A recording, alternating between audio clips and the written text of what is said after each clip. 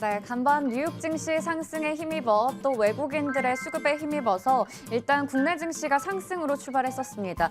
코스피 지수 1% 넘게 강하게 출발했었는데 지금은 오름폭을 좀 줄여가고 있는 구간이죠. 탄력이 좀 떨어지면서 0.49% 정도 상승세 유지하고 있고요. 코스닥 지수도 마찬가지로 지금 강보합까지 탄력이 많이 둔화된 상황입니다. 이 속에서 또 어떤 종목에 대한 이야기 풀어볼지 기대되는데요. 오늘 잠금 해제는 인포스탁 데일리 김종효 전문위원과 함께하도록 하겠습니다. 위원님 안녕하세요. 네, 안녕하십니까. 네, 먼저 저희 시장의 흐름부터 머니맵 통해서 한번 체크해 보도록 하겠습니다. 현재 어제에 이어서 오늘도 반도체 관련주들이 좀 강한 흐름을 나타냈습니다. 삼성전자, SK하이닉스가 상승세를 이어가고 있긴 하지만 정말 개장 직후 대비해서는 오름폭 좀 줄여가면서 역시나 지수에게도 이 오름폭의 축소 요인으로 작용하고 있고요. 오늘 반면에 삼성전기가 1%가 넘게 강한 상승분을 나타내고 있고 간밤 테슬라가 좀 반등이 나왔음에도 불구하고 2차 전지 관련주들은 여전히 약한 움직임 가져가고 있습니다. 그리고 오늘 삼성바이오로직스 비롯해서 제약바이오주가 긍정적인 흐름 나타내고 있고 금융주, 은행주가 어제 이어서 오늘도 강합니다. 특히 카카오뱅크가 오늘 7% 가까이 오르고 있고 카카오페이도 8% 넘게 오르고 있습니다. 자동차 관련주들은 일단 파란불 좀 켜고 있고요.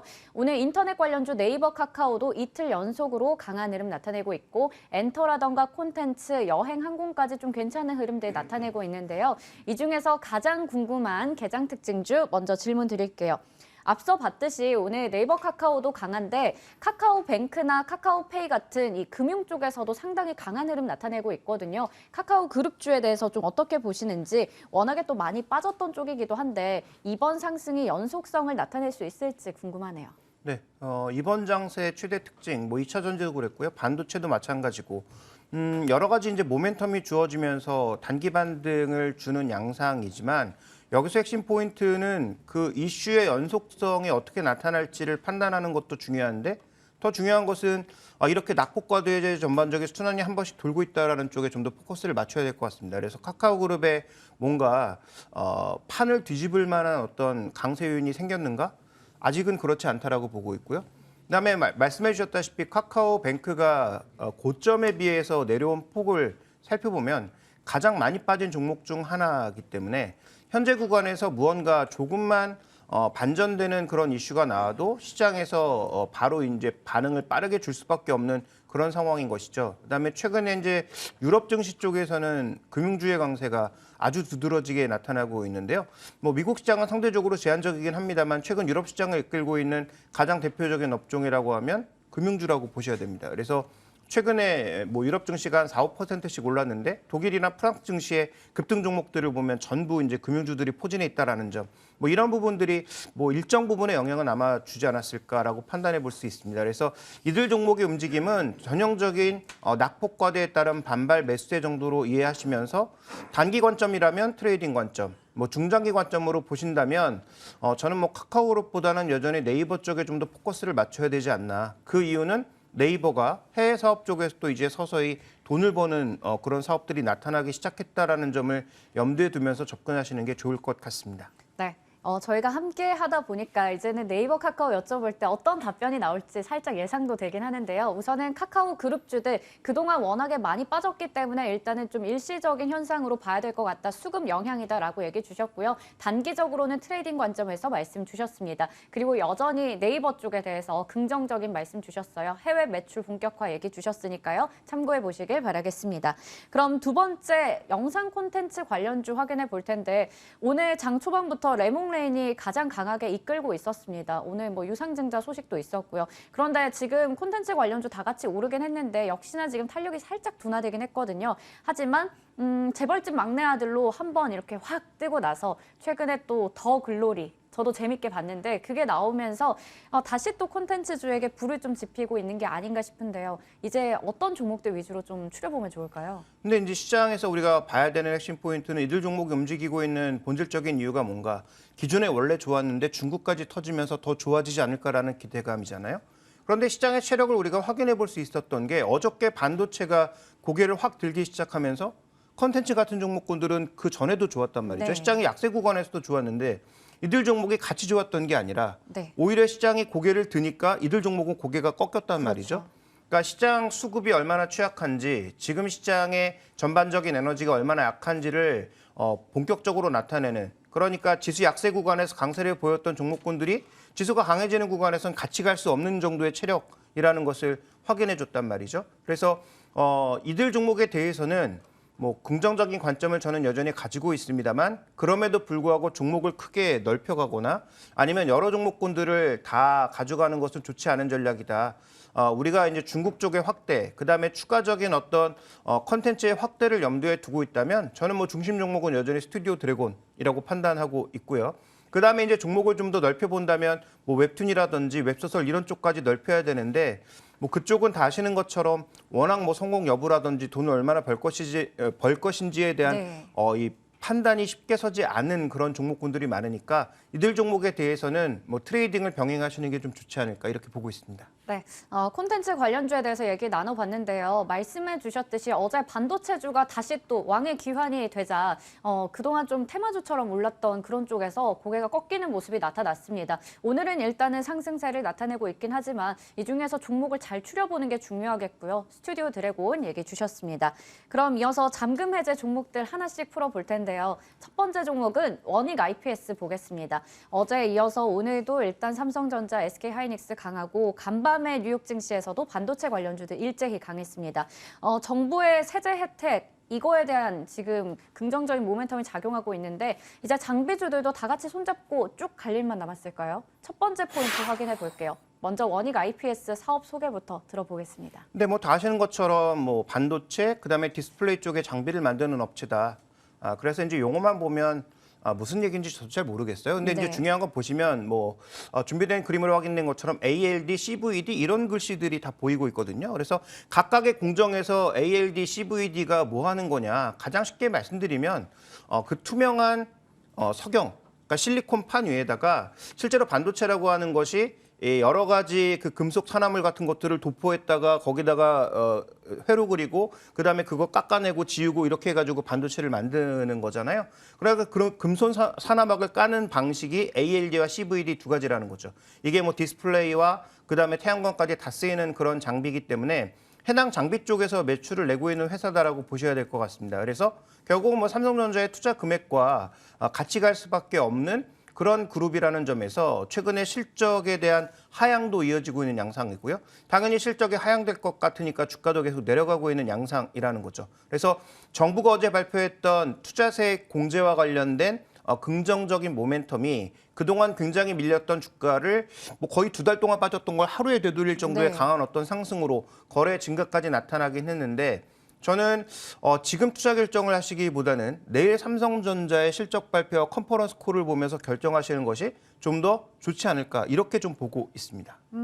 네, 그동안 많이 빠졌던 부분을 이 뉴스 하나만으로 빠르게 지금 회복하는 모습이 나타나고 있는데요. 일단은 내일 있을 삼성전자의 실적이라던가 컨퍼런스 콜 보고 나서 대응하자라고 말씀 주셨어요. 두 번째 포인트가 바로 세제 혜택에 관련된 내용입니다. 아마 여러 매체에서 그리고 저희 시간대에도 많이 다뤄서 다들 알고 계실 텐데요. 또 짚어볼까요? 네, 착각하시면 안 되는 게 지금 투자를 하면 세제 혜택을 준다는 거잖아요. 네. 시장이 안 좋은데 투자할까요? 그러니까 지금 여기서는 우리가 잘 고민해 보셔야 되는 게 투자를 하는 만큼 세제 혜택을 받는 것에 대한 긍정적인 모멘텀으로 어제 종목군들이 가리지 않고 올랐지만 네. 과연 지금 공격적으로 투자를 더 늘릴 수 있을 것인가에 대한 고민을 하셔야 됩니다. 그다음에 제가 이제 앵커께 한 가지 질문하고 싶은 게 있는데 어저께 마이크론도 한 7% 넘게 올랐잖아요. 네. 그러니까 우리는 세제 혜택 때문에 올랐다고 치고 마이크론은 왜 올랐을까요? 일단 최근에 마이크론 관련해서 여러 IB에서 긍정적인 의견 제시하기도 했었고요. 또 중국이 반도체 업체에게 보조금 지급을 중단한다 이런 소식도 나왔기 때문이지 않을까요? 네, 뭐 그런 이유도 네. 있을 거고 그다음에 한 가지 뉴스가 더 있다면 시티증권이 얘기한 것이 삼성도 결국은 투자를 줄일 거다. 이게 핵심 포인트였다는 거죠. 그래서 네. 삼성이 만약에 투자를 줄인다면 그렇다면 마이크론과 하이닉스는 줄인다고 했는데 삼성은 안 줄인다고 했잖아요. 네. 그래서 그것 때문에 오히려 마이크론과 하이닉스가 더 어려웠던 것인데 어제 우리 시장의 상승의 요인에는 세제 혜택과 더불어서 시티증권의 이러한 분석 자체가 존재했다는 거죠. 그러면 내일 삼성전자가 실적 발표하고 그다음에 컨퍼런스 콜을 할 때 정말로 이런 발표를 할 것인지가 핵심인 거죠. 만약에 투자를 유지한다라고 하면 어제 얘기했던 투자 세제 혜택 모멘텀과 더불어서 그래도 삼성전자와 같이 가고 있는 원익 IPS는 투자 금액을 유지하니까 실적이 그래도 일정 부분 하단을 지지할 수는 있겠구나라는 어떤 그런 컨센서스가 생길 텐데 만약에 삼성전자가 내일 컨퍼런스 콜에서 우리도 투자를 좀 줄일 만한 이유가 있다. 네. 뭐 이런 식의 발표를 해버리면 어제 이제 강하게 움직였던 여러 종목군들, 반도체 장비주들이라든지 소재주들이라든지 이런 것들이 과연 버텨낼 수 있을까? 라고 우리가 이제 생각해 볼 수 있는 거죠. 그래서 현재 구간의 핵심 포인트, 그래서 내일 컨퍼런스 콜을 보고 투자해야 된다라고 말씀을 드린 가장 결정적인 이유는 바로 여기에 있다. 정말로 삼성전자가 시장 분위기 때문에, 올해 전망 때문에 투자 금액을 줄일 것인가, 시티증권의 전반적인 전망은 이번에 맞을 것인가를 확인해 보시는 것이 저는 뭐 원익 IPS뿐만 아니라 관련된 장비주 종목군들에게 투자의 시그널을 줄 수 있는 중요한 재료이기 때문에 이것을 좀 확인해 볼 필요가 있다. 이렇게 말씀드리고 싶습니다. 네. 투자 계획에 대해서 좀 더 체크해 볼 필요가 있을 것 같습니다. 그러면 원익 IPS 이 종목에 대해서 이번에 매력은 어떤지 한번 체크를 해볼 텐데요. 어떻게 보시나요? 네, 지금 뭐 증권사들 리포트를 보면 이 정도 빠졌으면 밸류 매력이 있다는 평가가 주류를 이루고 있죠. 그래서 뭐 준비된 그림, 지금 밸류 차트를 보시면 뭐 PER도 그렇고 PBR도 그렇고 네. 뭐 굉장히 싸 보이는 것은 뭐 맞는 상황입니다. 그래서 싸 보이긴 하지만 여기서 우리가 더 중요하게 봐야 되는 것은 이 싸 보이는 상황에서 비싸게 만들 수 있는 모멘텀에 강하게 유입되느냐가 관건이라는 거죠. 만약에 그렇지 않고 삼성전자마저도 투자 금액을 줄이는 양상으로 가게 된다면 그렇다면 전체적으로 흔들릴 수 있다는 것이죠. 그래서 현재 구간에서 원익 IPS 저는 뭐 이제 와서 손절할 필요는 없다라고 보고 있습니다만 지금 밸류가 싸기 때문에 들어가야 된다라는 논리는 아직까지는 조금 섣부를 수 있다. 그렇다면 지금 공격적으로 투자하는 전략보단 저는 한 템포 쉬어가는 것이 더 좋다라고 보고 있고요. 그래서 기존의 보유자는 보유 의견, 그다음에 이제 신규로 접근하고 싶어 하시는 분들의 입장에서는 저는 한 템포 쉬는 것이 낫다. 특히 내일 삼성전자의 컨퍼런스 콜에서 투자와 관련된 어떠한 얘기들이 오고 가는지를 확인하고 나서 접근하시는 것이 낫다. 만약에 삼성전자가 투자 금액을 유지하거나 오히려 더 늘린다라고 하면 그때는 좀 사볼 만한 가격임은 네. 분명하다. 이렇게 말씀을 드리겠습니다. 따라서 해당 종목에 대한 목표가를 지금 말씀드릴 수는 없고요. 오히려 네. 삼성전자의 전체적인 투자 계획들을 확인해 보신 이후에 그 투자의 목표치, 가격의 목표치를 설정하시는 것이 저는 좀 더 좋은 전략이 될 것으로 보고 있습니다. 네, 원익 IPS에 대해서 얘기를 들어봤습니다. 우선은 보유자분들께서는 보유를 하시고 신규 접근의 경우에는 내일 있을 삼성전자의 컨퍼런스 콜에서의 투자금을 유지할 것인지 뭐 투자 계획 어떻게 될 것인지 좀 보면서 접근하는 게 중요하다라고 말씀 주셨습니다. 원익 IPS 또 추후에 얘기할 기회가 있었으면 좋겠고요. 다음으로 잠금 해제 두 번째 종목은 삼성바이오로직스 보겠습니다. 앞서 머니맵에서도 봤었는데 오늘 또 제약 바이오주의 강세를 또 이끌고 있습니다. 일단 2% 가까이 오르고 있어요. JP모건 헬스케어의 기대감인데 곧 다가오죠. 1월 8일인가요? 9일부터인데 9일이죠. 네, 9일인가요? 네, 이 빅 이벤트를 앞두고 있는 상황에서 이 뉴스 가지고 이제 또 올라갈 수 있을지 어떻게 보시나요? 뭐 단기적인 모멘텀은 될 수 있을 것 같은데 이 종목의 이제 장기 차트를 한번 보시면 네. 여러 가지 이슈가 적용될 때마다 정말로 뭐 고무줄 같은 그런 주가 흐름을 보여주고 있단 말이죠. 근데 지금 이 동그라미를 표시한 지역이 1월 달 주가인데 JP모건 컨퍼런스는 항상 1월 달에 하잖아요. 그럼 1월 달마다 강했는가? 그렇지 않았거든요. 네. 시장 상황이라든지 그다음에 실제로 거기서 의미 있는 어떤 수출 뉴스가 있었는지 이런 것들에 따라서 주가는 춤을 추기 마련이었다라는 거죠. 그러니까 이번에도 마찬가지다. JP모건 헬스케어 컨퍼런스에서 의미 있는 어떤 뉴스를 전하지 않는다면 이것만으로 주가가 올라가기에는 뭐 과거 사례를 봤을 때도 그렇고 네. 죄송합니다. 현재 구간에서 이 종목이 여러 가지를 둘러싸고 있는 환경을 고려했을 때 뭐 1월 달에 어떤 이벤트적인 성격만으로 주가가 오르지는 않더라라는 것을 우리가 확인해 볼 수 있는 거죠. 그래서 이건 사후적인 확인이 필요한 겁니다. JP모건 헬스케어 컨퍼런스에서 과연 의미 있는 어떤 수출 소식이 또 나오는지 여부에 대해서는 우리가 조금 더 여유를 가지고 지켜볼 필요가 있겠다. 그래서 이벤트를 앞두고 강세를 보이고 있는 것은 다행이라고 보여지나 이것이 중장기적으로 어떤 추세로 가기에는 저는 아직은 좀 더 기다려 볼 만한 여지가 있다. 이렇게 보고 있습니다. 네, 좋습니다. 일단 그동안 1월에 항상 삼성바이오로직스가 올랐었느냐 이걸 좀 체크해 보니까요. 또 이 뉴스 하나만으로 주가를 쭉 끌어올리기에는 좀 힘이 부족하다라는 생각도 들고요. 그렇다면 이제 개별적으로 또 기업의 성장성을 유심히 봐야 될 텐데 일단은 1, 2, 3공장을 풀 가동했음에도 불구하고 환율이 좀 떨어지는 그런 영향을 받은 것 같습니다. 시장 컨센서스를 하회하는 실적이 나올 것 같다라는 뉴스가 나왔고요. 그런데 지금 휴미라 바이오시밀러 관련해서 매출 성장은 또 기대가 되는 상황이거든요. 어느 쪽에 좀 더 초점을 맞추면 좋을까요? 먼 미래를 봤을 때 삼성바이오로직스는 저는 굉장히 좋다 이렇게 보고 있습니다. 네. 왜 그러냐면 지금 말씀해 주신 여러 가지 재료도 중요하지만 미래 먹거리가 정말 있느냐. 지금 4공장 이미 짓고 있는 네. 상황이잖아요. 올해 이제 하반기부터는 아마 매출도 발생할 것으로 보이는데 지금 풀캐파를 돌리고 있고 4공장이 나와서도 계속 풀캐파가 돌아갈 수밖에 없다라고 보고 있는 이유는 준비된 그림을 보시면 두 가지를 볼 텐데 첫 번째는 항체 의약품 시장입니다. 지금 비만 치료제라든지 그다음에 지금 미국 시장에서 작년 내내 종목들의 신고가를 만들었던 게 결국은 치매와 관련된 의약품이 본격화될 것이다라는 기대. 이것으로 인해서 지금 준비된 그림에서 보시는 것처럼 뭐 2027년까지 계속 항체 의약품 시장이 대거 성장할 것으로 얘기되고 있거든요. 그러면 미국은 아시다시피 개발은 다 자기들이 해놓고 만드는 건 자기들이 안 만들잖아요. 네. 효율이 안 나오니까. 그래서 CDMO 업체들한테 맡길 거란 말이죠.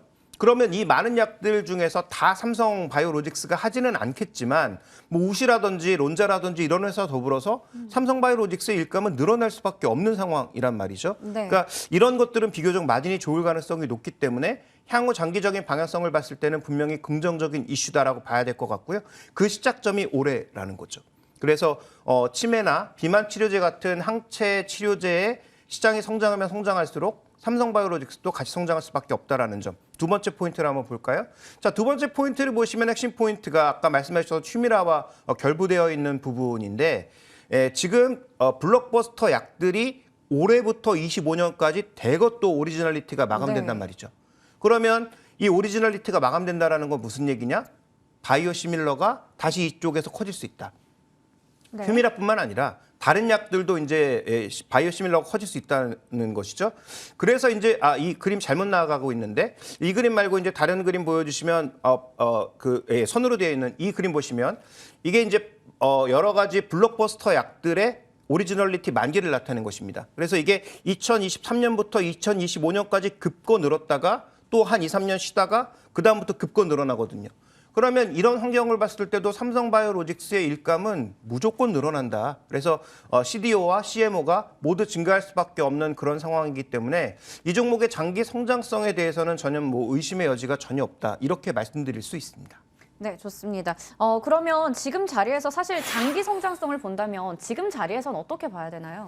네, 장기 성장성이 좋은데도 불구하고 이 종목의 최대 약점이라고 하면 이제 아까 보여줬던 그림을 다시 한번 보여주시면 우시라든지 론자라든지 경쟁사에 비해서 이 전 그림이요. 너무 비싸다는 거죠. 네. 지금 PSR로 주가 자체가 워낙 비싸다 보니까 이제 뭐 PER, PBR 같은 걸로 못 하고 PSR로 보는데 PSR로 봤을 때도 전체 평균 회기선 너무 높은 위에 있고요.